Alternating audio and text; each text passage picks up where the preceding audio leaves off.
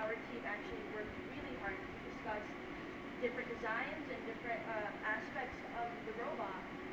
The engineering notebook actually contains pictures, the functions, purpose challenges we faced, and the materials we used. Check it out. Also, aside from the engineering notebook, what we wanted to do to test all of our prior designs and all of our preliminary ideas, we decided to put up a concept robot, a robot in which we would test out all of our designs first to see if they work. As you can see, that's how our robot first started.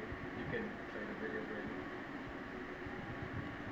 But this is where it is now.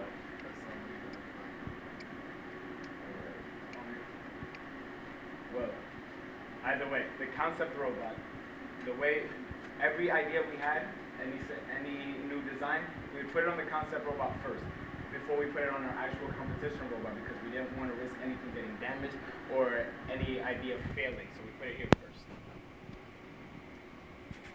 After we get the manual and decide on the project design that we want to do, we make a blueprint out of it. So this is the blueprint, exact same design we have here. And one of our robotics members, he did it using AutoCAD that we take classes here for. We made the exact design here and we test things out. And there's a certain restriction for the height, length, and width, and we have to keep inside that width. So using the blueprint, we keep everything inside our dimensions, and that is the final product. While building a robot, we had 4 major aspects that we had to focus on: the chassis, the wheel and driving system, the lift system, and the arm and claw. Robot specification. As I said before, there on the manual every year they change out the dimensions of the robot. So this year the required dimensions was the length has to be between 21 and 22, and what we ended up was 21 and 1/4. The width was 16 and 17, and we ended up with 16 and 3/8. And height was 22, 27, and ours 26 and 5/8. We choose our dimensions based on the obstacle we're going to do. There is a pharmacy challenge that our robot has to reach up to and pick up the medication.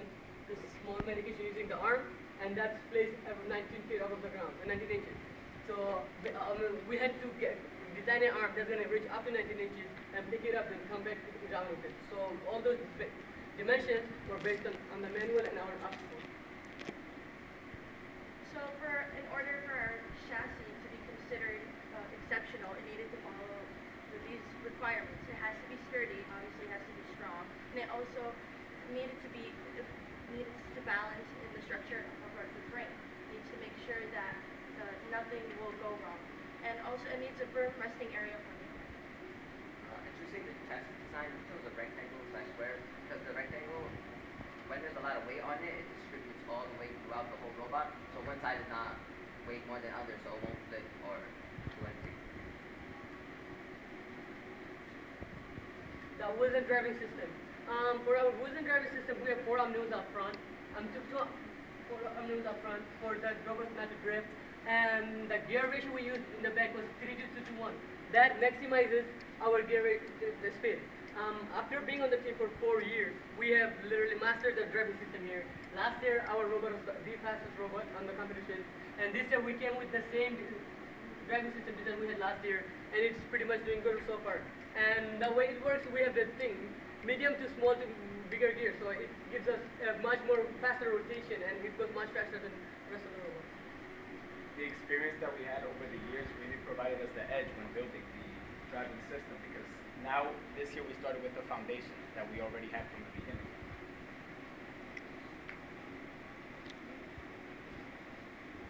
Also, the goals of the lift system, our 2 lifts that we have here up front, were they had to be durable, they had to be able to reach the required heights that we needed to grab the medicine or low enough to grab these flowers on the floor. We required a minimal amount of the motors. We didn't want to use too many motors because we had to distribute the rest of the motors elsewhere. And it had to be effective for multiple uses, again, to grab the medicine and to grab the flower pots. Some of the details that it consisted of, we have 2 lifts. The lifts in the front that contained our shovel, and the lift in the back, which we call it our swivel lift. Altogether, those lifts consisted of 5 motors, and we made the lifts, the tracks around the lift, out of aluminum material. the way the aluminum material works is like a drawer system, if you want to explain. As you can, when you open up a drawer in your closet, it comes with two slides on both sides. It's a track. So how our robot works is the same thing. The aluminum are like a guide. So when the robot goes up, these are the things going up, but this aluminum track keeps it in place. So if this lift goes up,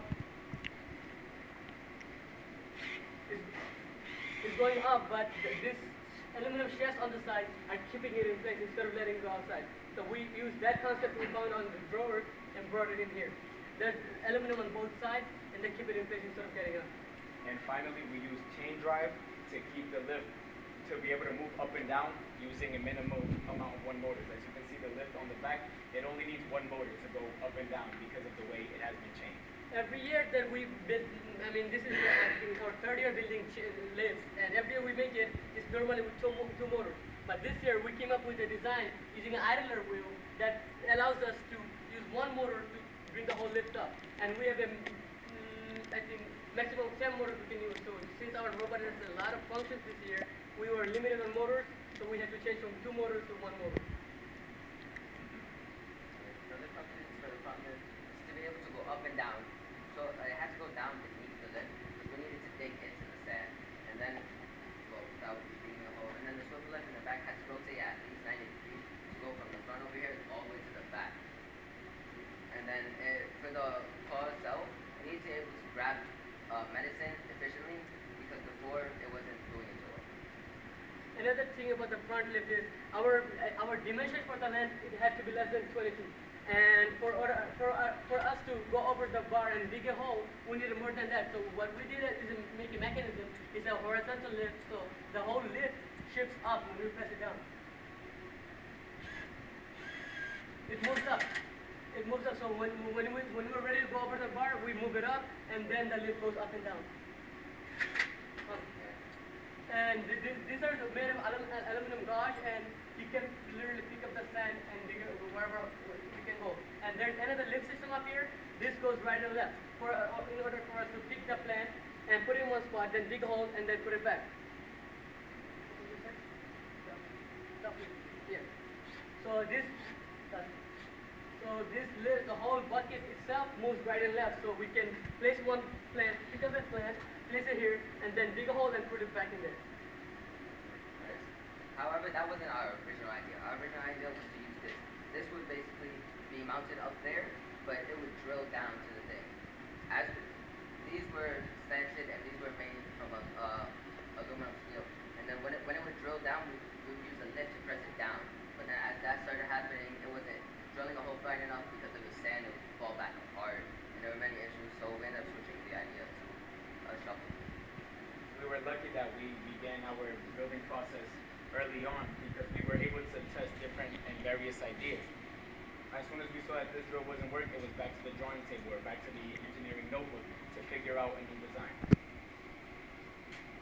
So for the arm, we also had specific conditions we had to meet. It has to move smoothly. We can't have a robot that doesn't function properly.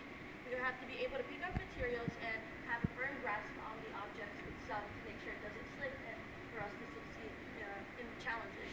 It has to be able to stay within the robot limits or the limits and make sure we don't overexceed that, causing other issues.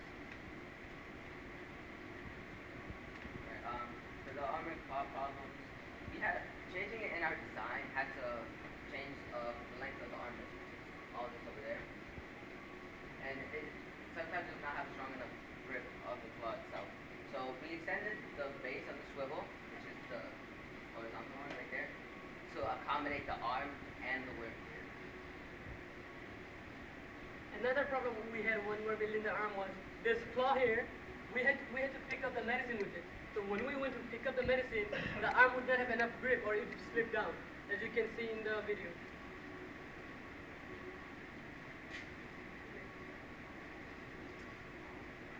Well, this is a video that tries to pick it up and it slips down. Every time we pick it up, because of the weight of the bolt, it goes down or it slips up.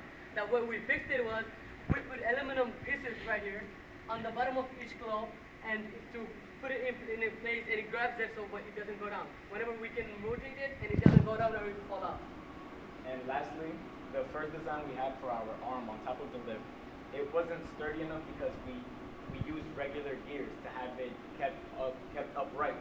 But after practice and after moving the arm too much and noticing that it was oscillating way too much and moving around way too much, we decided to switch from regular gears to worm gears, which provided strong reinforcement that keep the arm upright, as you can see on the robot. And then after we got all of that done, we chose on a final arm length of 17.5 inches. Question.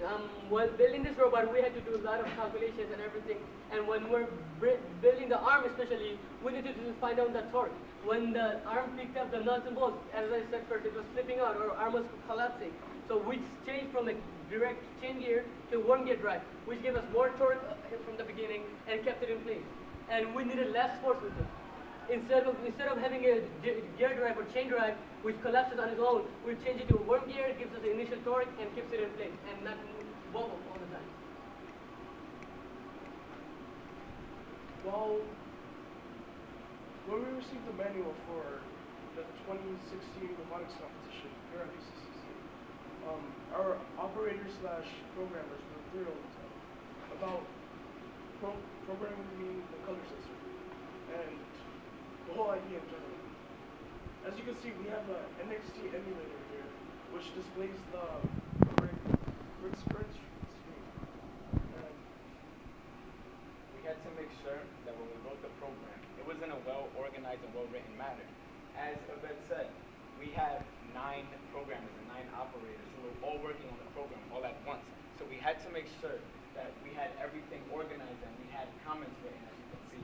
So everyone stayed consistent with each other. We didn't want someone programming something and someone else programming the same exact thing, because that wouldn't be an efficient use of our time. However, even though we did have this organized way, we did face a few problems when programming our robot. Our first problem was that our color sensor couldn't, well, we weren't able to identify colors from a distance. The way we solved this issue was exploring Robot C, and we stumbled across a NXT display emulator, which allows us, as I said before, to control the NXT brick remotely from our PC and see the entire screen. Another problem we faced was that our program was putting too much power on the motors. We had our motors running at the highest speed consistent. The way we accommodated for this problem was we designed our program as a progressive throttle.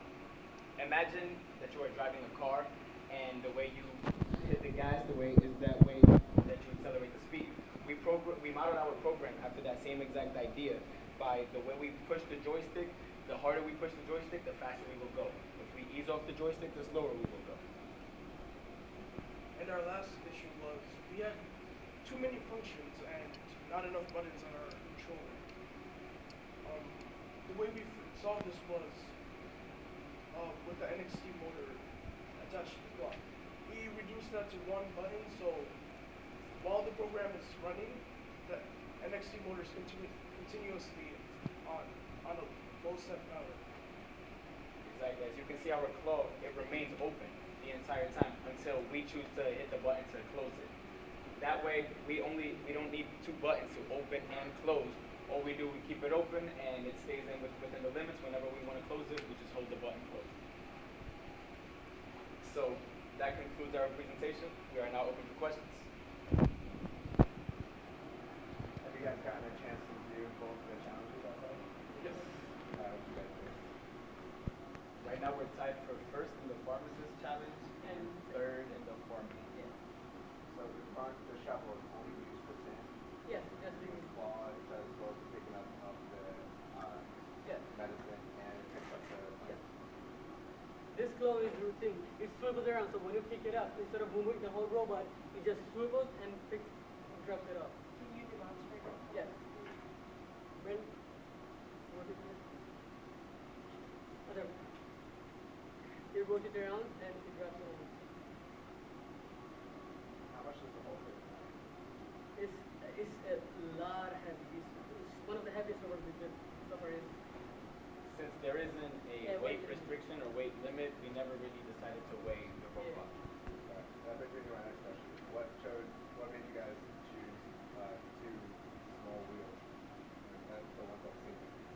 the thing is, the floor of the gym is rubber floor. So at first we had those hot tires that are rubber on the outside.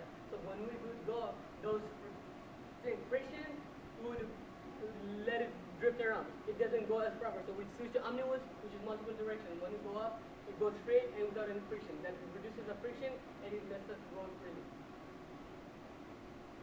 You mentioned that you had like 9 people who were working in the code and programming.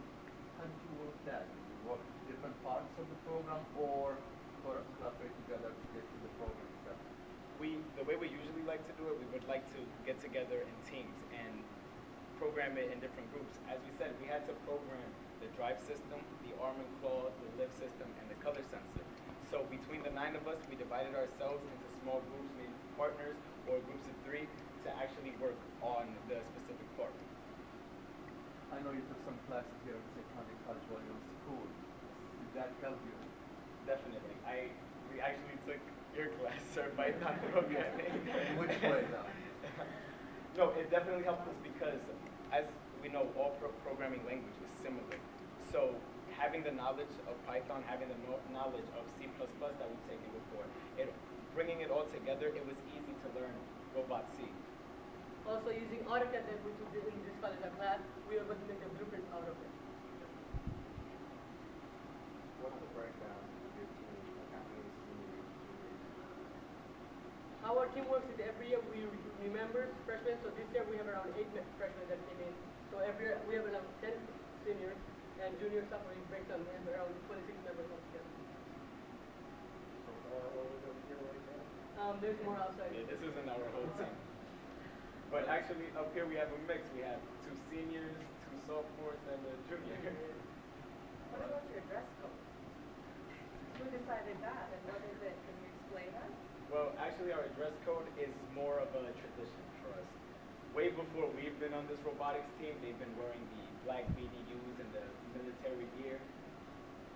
I wouldn't say it's really for intimidation, but more for uniformity between all of us. Question regarding, I was going to bring that up. It seems like when you guys kind of move around, especially since you guys are moving quicker, like you said, faster than the other robots, it seems like stability could be an issue. And I was thinking in my mind, like if you guys had maybe attached that one part together, but I realized that it swivels around, so it wouldn't be able to be fixed. Do you think you might be able to do anything to kind of have it more stable? I know you were mentioning worm gears, but Well, the way when moving at such a high speed, if the lift is down and back in its resting position, it keeps the whole robot, the whole system compact. So when we're heading full speed, everything is all in that enclosed area, so it doesn't really flex or. How concerned are you guys about a toppling number? Have you ever had that before with someone? No, actually the robot is kind of well balanced. This whole lift is up here, and on back here we got the driving system with the bigger wheels and the lift. This lift is pretty much heavy too, so the weight is pretty balanced out.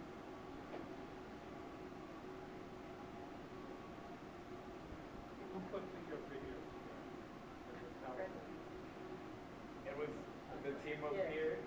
We put the Prezi together. We assisted from other members. Like, for example, the blueprint, we had a member, he developed most of it on his own. But most of it was just us and taking contributions like pictures and videos from the other team members. So you know your advisor here, right? He's probably one of the first members when we started this 12 years ago. So, And it was 14. Yeah. so I'm glad to see you back every year helping out with the team. And just a comment on the presentation. The video that wasn't played because of our equipment, it's not that good. So it's just our equipment here to play the video.